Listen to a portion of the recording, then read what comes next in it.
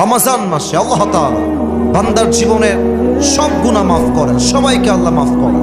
তবে তাকে আল্লাহ তাআলা মাফ করেন না যেই বান্দা রোজা রেখেও আব্বা আম্মার সঙ্গে খারাপ ব্যবহার করে, তার কোনো ক্ষমা নেই। যে রোজাও রাখে মায়ের সঙ্গে বদমেজাজ নিয়ে কথা বলে, যে রোজা রাখে বাবার সঙ্গে বদমেজাজ নিয়ে কথা বলে, আল্লাহর হাবিব বলেছেন আল্লাহ তার রোজাও কবুল করবেন না, রোজার মাস তাকে মাফও করবেন না। দেখেন কোরআন কি বলছে, আল্লাহ তাআলা বলেন وَقَضَى رَبُّكَ أَلَّا تَعْبُدُوا إِلَّا إِيَّاهُ وَبِالْوَالِدَيْنِ إِحْسَانًا إِمَّا يَبْلُغَنَّ عِندَكَ الْكِبَرَ أَحَدُهُمَا أَوْ كِلَاهُمَا فَلَا تَقُل لَّهُمَا أُفٍّ وَلَا تَنْهَرْهُمَا وَقُل لَّهُمَا قَوْلًا كَرِيمًا الله أكبر. Your Lord has decreed in this ayah, O you who believed, you will worship no one except Him. Allah Ta'ala বলছেন তোমার সেজদা কোনো মাজারের সামনে নয়, কোনো বাবার সামনে নয়, কোনো পীরের সামনে নয়, তোমার সেজদা হবে এক সত্তার জন্য। বলেন সবাই তিনি কে? First message in this ayah. Second messageটা হচ্ছে ওয়াবিল ওয়ালিদাইনি ইহসানা, you have to be good to your parents. If all or both of them reached old age with you, do not repel them. আল্লাহ বলছে বান্দা আব্বা আম্মার সঙ্গে সদ্ব্যবহার করো। বাবা এবং মা উভয়ের মাঝে কেউ যদি বৃদ্ধ হয়ে যায় বা বৃদ্ধা হয়ে যায় বা উভয়ে যদি বৃদ্ধা হয়ে যায়, do not repel them. বেয়াদবি করো না, বিরক্ত হয়ে একটা উফ শব্দ উচ্চারণ করো না। وَقُلْ لَهُمَا قَوْلًا كَرِيمًا. Speak to them with a noble words. বিনয়ের ডানা বিছিয়ে নরম ভাষায় কথা বলো, বিনয়ের সাথে কথা বলো। Be humble to your parents. ভালো করে কথা বলো। তোমার রোজা এবং তোমার ইবাদত কবুল করবে একজন। আওয়াজ দিয়ে বলেন সবাই তিনি কে? না, এটা দিনাজপুরের সাউন্ড হয় না। আরে দিনাজপুরের সন্তান তো আওয়াজ দেয় কাপুরুষের মতো নয়, বীর পুরুষের মতো এর আওয়াজ দিয়ে কথা বলে। বলেন সবাই তিনি কে? অতএব অনেক যুবক আজকের মাহফিলে এসেছো, অনেক যুবক বাপ মাকে মাইনাস করে ফেলো জাস্ট একটা গার্লফ্রেন্ডের পাল্লায় পড়ে। গার্লফ্রেন্ড যাবে আসবে, মাথায় রাখবা গার্লফ্রেন্ড তোমার আপন নয়। তোমার বউ তোমার খুব বেশি একটা আপন মাঝে মাঝে নয়, বরং তোমার সবচেয়ে কাছের আপন মানুষ তোমার মা এবং তোমার বাবা। ঠিক কিনা বলো? বিপদে পড়লে বোঝা যায়, বিপদে পড়লে বোঝা যায় বাপ মায়ের মতো আপন দুনিয়াতে আর সেকেন্ড কেউ হতে পারে না। ঠিক কিনা বলে? অতএব আমি মনে করি আমার যেই মা আমাকে 10 মাস 10 দিন গর্ভে ধারণ করেছেন, আমাকে পালন করেছেন, এমন মায়ের সঙ্গে যেই সন্তান খারাপ ব্যবহার করবে সেই সন্তান কখনো সুসন্তান হতে পারে না, সে কুলাঙ্গার সন্তান হতে পারে। ঠিক কিনা বলে?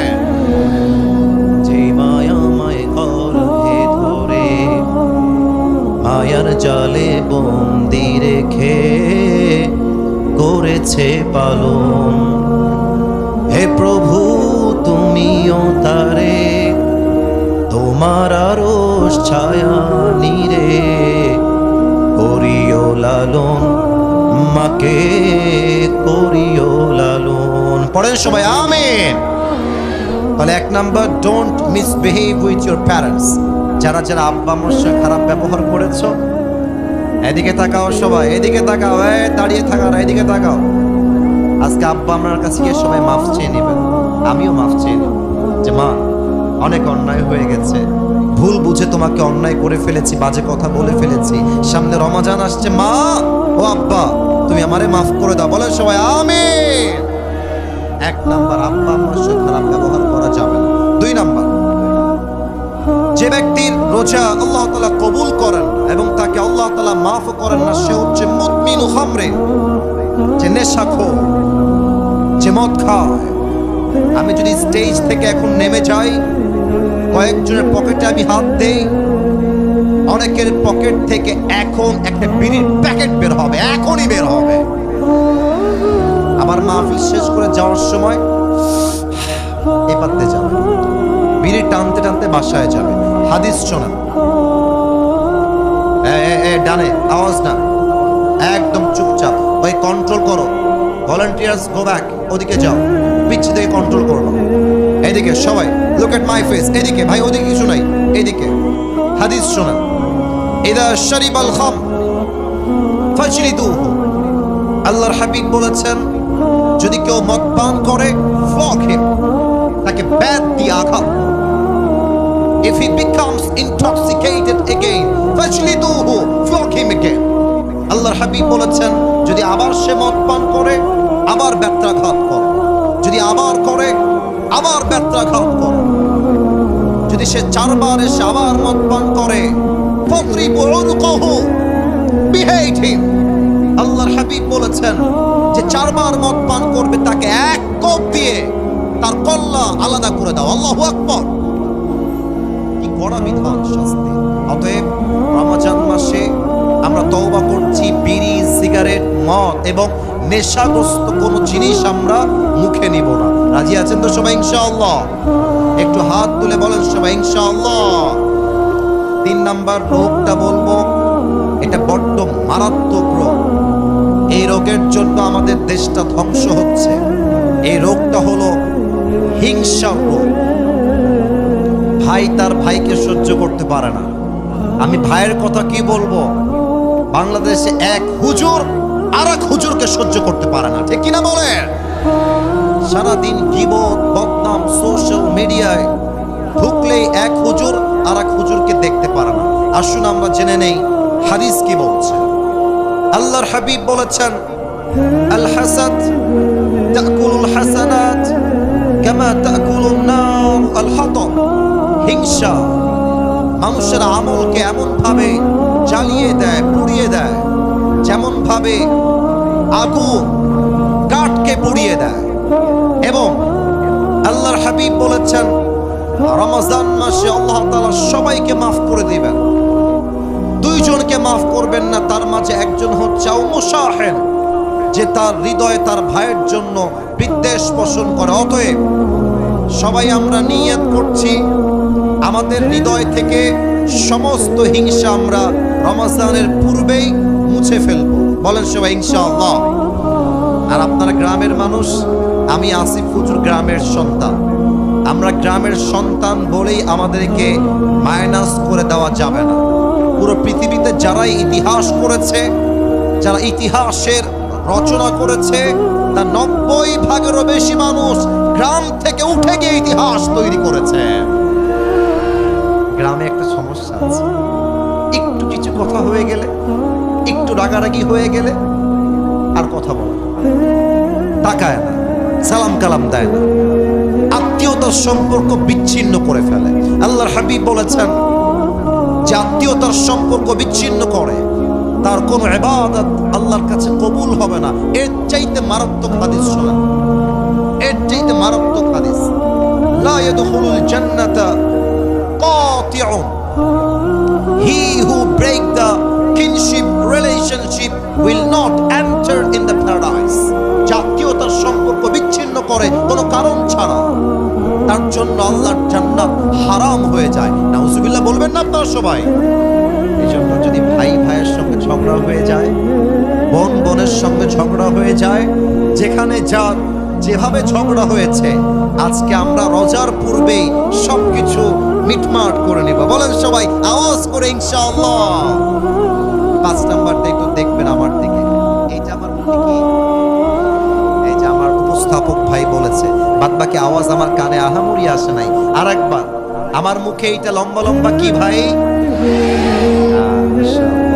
আচ্ছা, মিথ্যা বলবেন না। আমি জানি দিনাজপুরের মানুষ কথায় এক, কাজেও এক। ভালোবাসলে আই লাভ ইউ, না বাসলে আই হেট ইউ, ঠিক কিনা বলেন? আচ্ছা মুরব্বী, আব্বাজান, যুবক ভাই, আমাকে দাড়িতে আর স্মার্ট লাগতেছে না স্মার্ট লাগতেছে? তো জোরে বলেন না, আর স্মার্ট না স্মার্ট? স্মার্ট লাগতেছে।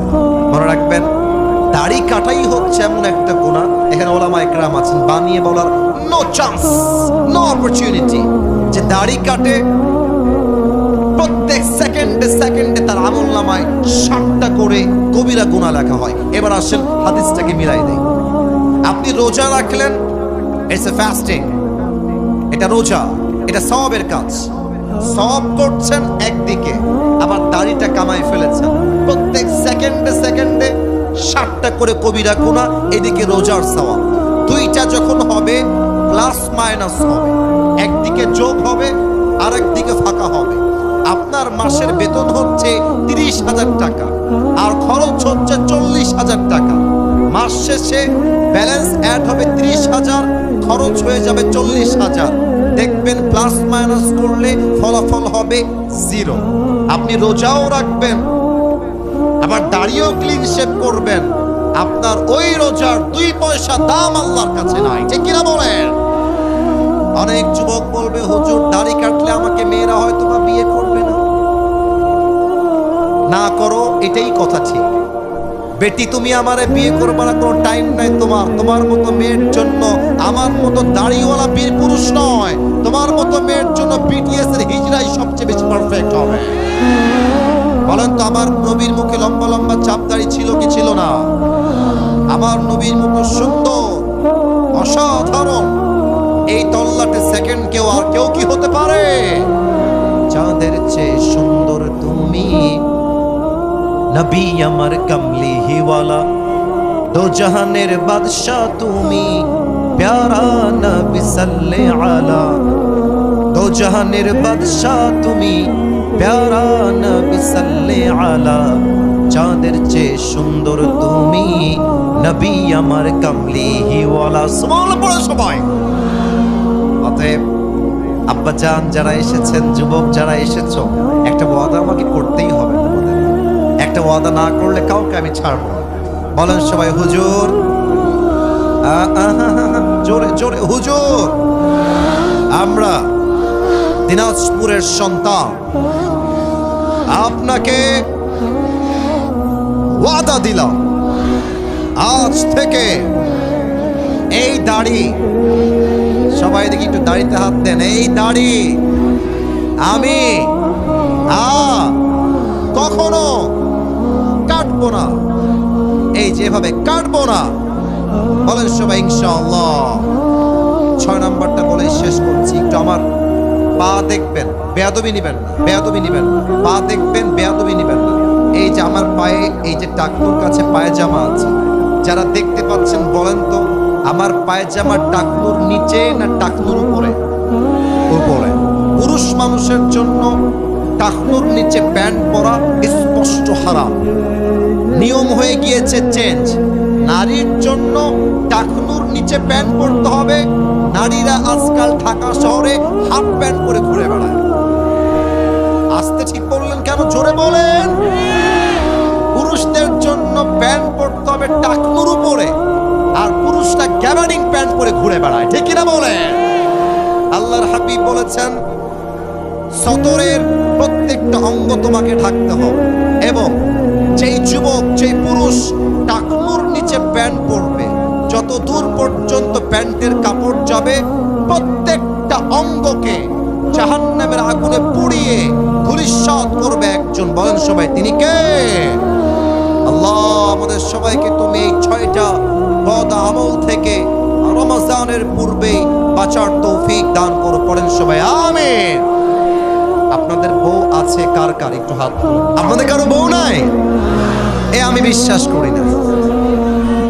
সত্যি সত্যি সত্যি। আরে আল্লাহ, আমার যুবক ভাইদের সবাইকে তুমি নেককার দিনদার বউ দিয়ে দাও। পড়েন সবাই আমিন। যারা আমিন কয় না তারা কেউ বউ পাবে না। আরে মিয়া জোরে সোরে কোন আমিন। আসলে আমরা 3টা তাকবীর দিয়ে আয়াত ভিত্তিক তাফসীর শুরু করে দেই। প্রথম তাকবীর দিবেন আমার প্রিয় বিবাহিত আব্বাজান এবং যুবক ভাই। দেখা যাক আজকে কারা জিতে। বিবাহিত ভাই একটু কাশি দেন আমার সাথে। না, এটা মান সম্মানের ব্যাপার ভাই, একটু আওয়াজ দিয়ে কাশি দেন আব্বাজান। আরে মিয়া দিনাজপুরের মুরব্বীরাও একদম বুকে তাজা সাহস রাখে। ঠিক কিনা বলেন? আব্বাজান আপনারা সবাই এবং বিবাহিত যারা সবাই একটা কাশি দিয়ে গলাটাকে একটু শক্তিশালী করেন। মাশাআল্লাহ। দেখা যাক সিঙ্গেলরা জিতে না বিবাহিতরা জিতে, তাকবীর দিয়ে। বিবাহিত ভাই রেডি হয়ে যায়। নারায়ে তাকবীর। বিবাহিত ভাইরা মাশাআল্লাহ, অনেক ভালো ছিল, অনেক ভালো ছিল। সাউন্ডটা একটু বাড়ান, সাউন্ডটা হালকা একটু বেস মোটা করেন, বেস। এবার আমার সিঙ্গেল ভাইদের পালা। সিঙ্গেল লাইটকে আসে দাও। আমি মাফ চাচ্ছি, আমি জানি না কারা জিতবে, দেখা যাক কারা জিতে। আমার আশেপাশে ওলামা ইকরাম আছেন, হুজুররা আছেন, সবাই নাম্বার দিবে। সিঙ্গেল ভাইরা আরেকবার কাশি দাও। দেখা যাক কারা জিতে। নারায়ে তাকবীর। বিবাহিত ভাইরা আমাকে মাফ করে দিয়েছে। আমার বিবাহিত ভাইরা আজকে ফেল করেছেন, সিঙ্গেল ভাইরা আজকের মাহফিলে পাস করেছে, ঠিক কিনা বলেন? আচ্ছা, এবার আর কোনো ভাগাভাগি নাই, এবার আমরা সবাই মিলে তাকবীর দিব। এমন জোরে তাকবীর দিবেন যে আমি স্টেজ ভেঙে উল্টে নিচের দিকে পড়ে যাব। আচ্ছা, সবাই একটা কাশি দেন। নারায়ে তাকবীর। আল কোরআনের আলো, আল হাদিসের আলো, কোরআন হাদিস যেখানে, আলেম ওলামা যেখানে, দিনাজপুরবাসী যেখানে, ওয়াল্লাহি আপনাদের স্লোগানের সাউন্ড প্রমাণ করেছে আমার সামনে একটাও বিড়ালের বাচ্চা নয়, সব সিংহের বাচ্চাগুলো আমার সামনে বসে আছে, দাঁড়িয়ে আছে, ঠিক কিনা? আল্লাহ স্লোগানটি কবুল করুক, পড়েন সবাই আমিন। আমি কোরআন থেকে একটি আয়াত তেলাওয়াত করেছি, সেই আয়াত নিয়ে আমি মাগরিবের আজান পর্যন্ত as much as I can আমার জায়গা থেকে আমি সর্বোচ্চ চেষ্টা করব কিছু তাফসীর পেশ করার জন্য। আমি যে আয়াত তেলাওয়াত করেছি, আয়াতটি আমি আবার রিপিট করার চেষ্টা করছি। আউযু বিল্লাহি মিনাশ শাইতানির রাজীম। বিসমিল্লাহির রহমানির রহিম। ইয়া আইয়ুহাল্লাযীনা আমানু কুতিবা আলাইকুমুস সিয়াম কামা কুতিবা আলাল্লাযীনা মিন ক্বাবলিকুম লাআল্লাকুম তাত্তাকুন। Allahu Akbar. Allah says in this ayah, "O you believed, O you who believed, the fasting, it has been made obligatory upon all the believers, all the Muslims." Allah Ta'ala বলছেন, রমজানের প্রত্যেকটা রোজাকে আমি আল্লাহ তাআলা ইমানদারদের জন্য ফরজ করে দিয়েছি, as it was before, যেমন এটা আগেও ফরজ ছিল। এবং এটা ফরজ করার মূল উদ্দেশ্য কি আল্লাহ তাআলা বলছেন, লাআল্লাকুম তাত্তাকুন, যাতে করে তোমরা আল্লাহর ভয় অর্জন করতে পারো। আল্লাহ বলছে, বান্দা, রোজা ফরজ করার সবচেয়ে বড় মেইন পারপাস, সবচেয়ে মেইন উদ্দেশ্য হচ্ছে যাতে করে তোমরা আল্লাহর ভয় অর্জন করতে পারো। আল্লাহর ভয়, এটাকে আরবিক ভাষায় বলা হয় তাকওয়া। আমরা আজকে জানবো রমজানের মেইন উদ্দেশ্য কি এবং সে উদ্দেশ্য অর্জন হবে কেমন, এবং এই আয়াতের কি ব্যাখ্যা হতে পারে। পুরো সময় জুড়ে আমরা এই আয়াত থেকে তাফসীর শুনবো। আসুন আমরা তাফসীরে ফিরে যাই। আচ্ছা বলেন তো, রমজানের রোজা এটা কি সুন্নত, ওয়াজিব না ফরজ? আওয়াজটা কমে গেলে তো হবে না। সুন্নত, ওয়াজিব, নফল না ফরজ? ফরজ। তবে অনেকে আপনারা জানেন না যে আগে কিন্তু রোজা এই সিস্টেমে ছিল না। কোন উম্মতের উপরে ছিল 3টা রোজা, কারো উপরে ছিল 10টা রোজা। আমাদের কাছে সিস্টেম হচ্ছে না খেয়ে থাকা। তবে আগে এমনও বিধান ছিল যে রোজা মানে না খেয়ে থাকা নয়, রোজা মানে কথা না বলা। যেমন মারিয়াম আলাইহিস সালাতু ওয়াস সালাম বলেছিলেন, ইন্নী নাযারতু লির-রাহমানি সাওমা ফালান উকাল্লিমাল ইয়াওমা ইনসিয়্যা। উনি বলছেন আমি আল্লাহর নামে রোজা রেখেছি, মান্নত করেছি, অতএব আজকে আমি কারোর সাথে কোনো কথা বলবো না। তখনকার সময়ে কথা না বলাই ছিল একটা রোজা।